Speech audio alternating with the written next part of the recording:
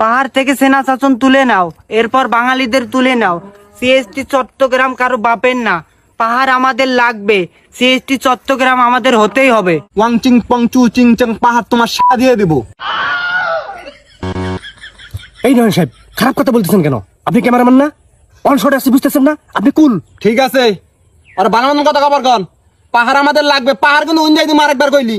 শালা উইরা জুইরা বইয়া বড় বড় কথা মারাও না, তখন দিন থাকপা দিছি তখন ভাগ্য কপাল।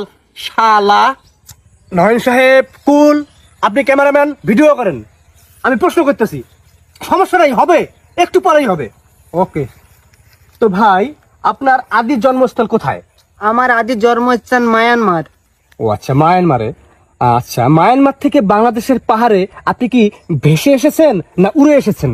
হয়তোবা বেশি এসেছি, নয়তোবা উড়ে এসেছি।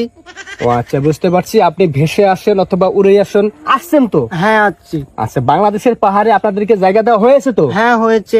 আচ্ছা, বাংলাদেশের সরকার আপনাদেরকে বাংলাদেশের নাগরিকত্ব দিয়েছে তো? হ্যাঁ দিয়েছে। এখন আমার প্রশ্ন হলো, আপনারা উড়ে এসে জুড়ে বসে কোন অধিকারে, কোন ক্ষমতা বলে পাহাড় থেকে বাঙালিদেরকে বিতাড়িত করতে চাচ্ছেন?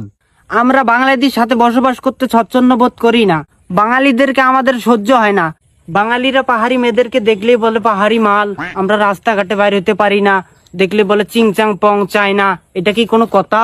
যাই হোক, আমি সবকিছুই বুঝতে পারলাম। যারা এসব করে তারা বেয়াদব, তাদের শাস্তি হওয়া দরকার। তাই বলে আপনারা পুরো বাঙালি জাতিকে দোষ দিতে পারেন না এবং পাহাড় থেকে তাদেরকে বিতাড়িত করার কোনো অধিকার রাখেন না।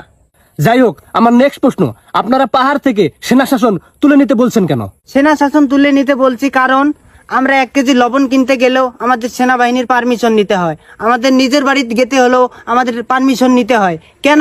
সিএসটি চট্টগ্রাম আমাদের। আমরা স্বাধীনতা চাই। পাহাড় থেকে অতি শীঘ্রই সেনা শাসন তুলে নিতে হবে। সেনা শাসন তুলে নিব না। শালারা নিরাপত্তা কেরা দিব? তোরা দিবি? টুরিস্টদের যায় নিরাপত্তা কেরা দিব? তা বাপ দিব? শালা হাজলামি করস? হ্যাঁ, তোরা ঘরের মধ্যে যাবি, তখন অনুমতি নেন লাগবো না। হ্যাঁ মানি, কিন্তু তোরা যদি লবণের পরিবর্তে বোম নিয়ে ঘরে ঢুকস, পারমিশন লাগবো না তখন। হ্যাঁ, অস্থিতিশীল পরিবেশ তোরা সৃষ্টি করতেছস কি জন্যে?